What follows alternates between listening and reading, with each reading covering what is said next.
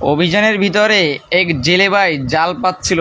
দেখুন এত পরিমাণ মাছ যে পাইছে, আমার জীবনে আমি এত মাছ নদীতে দেখি নাই। তো প্রত্যেকটা মাছের পেটে ডিম ছিল।